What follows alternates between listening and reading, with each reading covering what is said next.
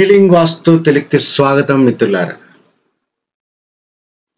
తిరుమల తిరుపతి ఆలయంలో ఒక ఆధ్యాత్మికమైనటువంటి శోభ చేకూరడానికి కారణమైనటువంటి వైబ్రెన్సీనే శ్రవణ నక్షత్రం యొక్క వైబ్రెన్సీ. అది 3 ప్రాకారాలుగా నిర్మించబడ్డటువంటి ఆ యొక్క దేవాలయం ఒక వైబ్రెన్సీని లయని బంధించిందన్నమాట ప్రాకారాల ద్వారా. ఆ రకంగా బయట గోపురం నుంచి లోపలికి వెళ్ళినప్పుడు ఒక ప్రాకారము, తర్వాత వెండివాకల నుంచి వెళ్ళినప్పుడు 2వ ప్రాకారము, తర్వాత 3వ ప్రాకారము, ఆ లోపల అయ్యేవారు. మూలం ఏంటి?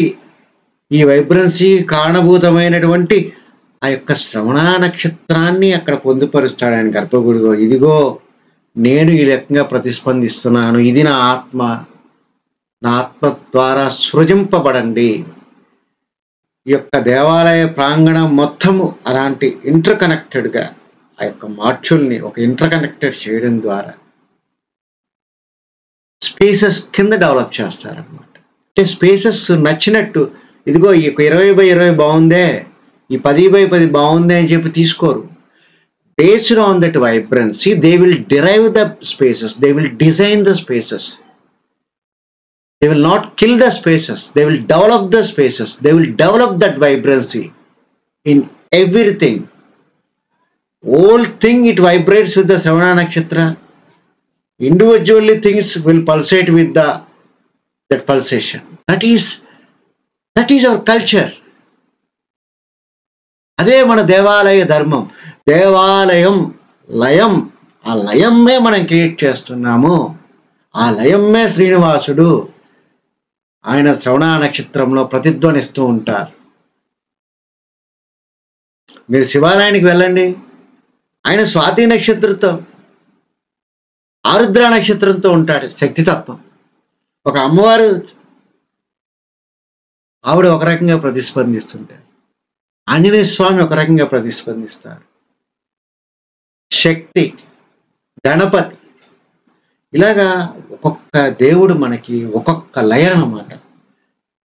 ఆ యొక్క లయని దర్శించడం ద్వారా మనం హీల్ అవ్వాలి. సో మనకి అనుకూలమైన లయ ఏంటి తెలుసుకోవాలి, అటువంటి లయ ద్వారా స్పందింపబడాలి.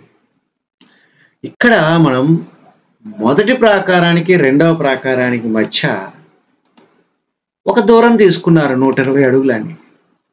కానీ ఆ 120 అడుగులు ఎందుకు తీసుకున్నారు ఎవరికీ తెలియదు.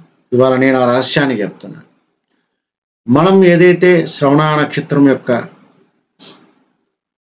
మాడ్యూల్ తీసుకున్నాం, ఆ యొక్క పల్సేటెడ్ ఎనర్జీ క్యాప్సులేటెడ్ మాడ్యూల్ తీసుకున్నాము, వాటిని తూర్పు పడమరలుగా వరుసగా 10 పేర్చుకుంటూ వెళ్ళడం ద్వారా ఆ యొక్క 120 అడుగులు అని చెప్పారు. అది 119 అడుగుల 3 అంగుళాల నర ఆ యొక్క పల్సేషన్ని ఇక్కడ క్రియేట్ చేశారు మిత్రులారా. అంటే ఈ ప్రాకారం మొత్తము ఇక్కడి దాకా, ఈ ప్రాకారం వెండివాకిలి దాకా ఉన్నదంతా మనం ఒక ఖాళీ అనుకుంటున్నాం మిత్రులారా. కానీ వాస్తవంగా ఏం జరుగుతుందో చెప్పమంటారా? వాస్తవంగా జరిగేటటువంటి see the beauty of our tradition. ఈ రెండింటి మధ్య మనం ఈ యొక్క దూరం ఒక 120 అడుగులు అంటే 10 మాడ్యూల్స్ తీసుకున్నారు. సో ఆ మొత్తము ఆవరణంతా ఈ రకంగా ఒక ఇంటర్ కనెక్టెడ్ మాడ్యూల్స్తో, ఒక గ్రిడ్ సిస్టమ్తో కనెక్ట్ అయి ఉంటుంది అనమాట ఆవరణ అంతా. ఇక్కడ ఉన్నటువంటి భక్తులను చూడండి, వాళ్ళు ఏదో మామూలుగా ఆ యొక్క ప్రాంగణంలో దైవ దర్శనానికి వెళ్ళాము అని చెప్పి వాడుకుంటారు. But they were really immersed in the field conscious of the Venkateswara, the space consciousness of the Venkateswara. ఒక లయతో కూడినటువంటి స్పేస్లో వాళ్ళు ఇమ్మర్స్ అయినారు. But they don't know that సత్యం. ఇక్కడ మనం బయట ఒక తల్లి దర్శనం చేసుకోవడానికి వెయిట్ చేస్తుంది, ఇంకా ఆవిడ వెళ్ళలేదు, ఆవిడ ఎక్కువగా ఇంపాక్ట్ తీసుకోలేదు. కానీ ఒక తల్లి లోపలికి వెళ్ళింది,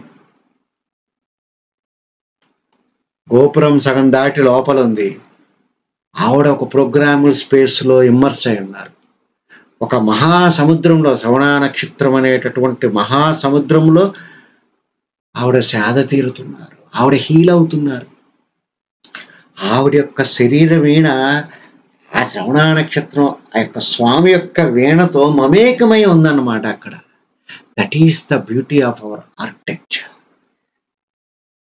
మనం స్పేసెస్తో డీల్ చేస్తామండి. స్పేస్ థెరపీ ద్వారా హీల్ అవుతాం అనమాట. ఇది ఒక్క రహస్యం భారతీయ వ్యవస్థకి తప్పితే ఇంక ప్రపంచంలో ఏ కల్చర్లోనూ లేదండి. ఎక్కడైనా ఉంది అంటే ఇక్కడ నుంచి ఈ కుమారి కాంటినెంట్ కన్యాకుమారి దగ్గర నుంచి అది మైడు లేదా అతని శిష్యుల ద్వారా విస్తృతమై ఉండొచ్చు, కానీ అది అక్కడ పుట్టలేదు, అది ఈ గడ్డ మీద పుట్టిందన్నమాట. ఇంకొక విషయం మీకు చెప్తాను నేను. మిత్రులారా, ఇక్కడ జాగ్రత్తగా గమనించండి. కొంతమంది భక్తులు మనకు ఇత్తడి వాకిలి అని ఏదైతే చెప్పుకుంటామో, మెయిన్ మహాద్వారం గుండా లోపలికి వెళ్ళారు. వారు స్టిల్ ఈ యొక్క సంపంగి మంటపం, సంపంగి ప్రాకారంలోనే ఉన్నారన్నమాట. వారి వెండి వాకిలి ద్వారా లోపలికి వెళ్ళి స్వామివారిని దర్శిస్తారు. జనరల్లీ ఇక్కడ మనకి ఏముందంటే 2 ప్రాకారాల మధ్య ఆ యొక్క పీపుల్ ఉన్నారు అని చెప్పి మనం అనుకుంటాం, కానీ వాస్తవంగా జరిగేది ఏంటి? They were immersed in the field of శ్రవణ నక్షత్ర కాన్షియస్నెస్. ఈ గ్రిడ్ సిస్టమ్స్ ద్వారా, ఒక ఇంటర్ కనెక్టెడ్ స్పేసెస్ ద్వారా కనెక్ట్ అయినటువంటి, ఒక ప్రోగ్రామింగ్ చేసినటువంటి స్పేస్లో వాళ్ళు ఇమ్మర్స్ అయి ఉన్నారు. ఒక్క పాదము శ్రవణ నక్షత్రం యొక్క కాన్షియస్నెస్ని తీసుకొని ఒక ప్రాపర్గా క్లబ్ చేయడం ద్వారా ఈ రకమైనటువంటి ఒక కాన్షియస్నెస్ని అక్కడ క్రియేట్ చేశారు. అది మన దేవాలయ విధి. ఇటువంటి విధిని మనం కట్టుకునేటటువంటి ఇంటిలో కూడా చేసుకోవచ్చు. అప్పుడు ఈ ఒక్క పాదమే ఇంటికి వాడతాము, ఒక్క పాదమే ఇంటికి వాడతాము, బట్ దేవాలయానికి ఇట్లాంటి పాదాలను జత చేస్తాము. ఈ సత్యాన్ని తెలుసుకోండి. ఇటువంటి ధర్మాన్ని చెప్పేటటువంటి వీడియోస్ మీరేం చేయాలి మిత్రులారా? షేర్ చేయాలి, ప్రజలకు చేరువ చేయాలి. చూడండి, ఇక్కడ మనం ఈ యొక్క ఇంటర్ కనెక్ట్గా చేసినప్పుడు అసలు ఏమైనా ఇంత ఇసుమంతైనా గ్యాప్ ఉందా వాటి మధ్య? చూడండి, స్పేస్ చూడండి, ఓవరాల్గా ఎక్కడికక్కడ ఇంటర్ కనెక్ట్ అయ్యింది అనమాట.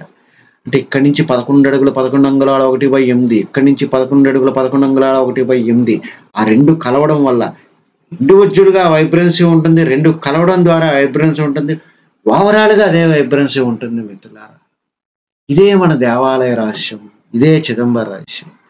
మీకు ఆ రకమైన ఫీల్ అర్థం కావడానికి చెప్పడానికి చేసేటటువంటి ఈ యొక్క ప్రయత్నం అన్నమాట. ఓకే, థ్యాంక్ యూ మిత్రులారా.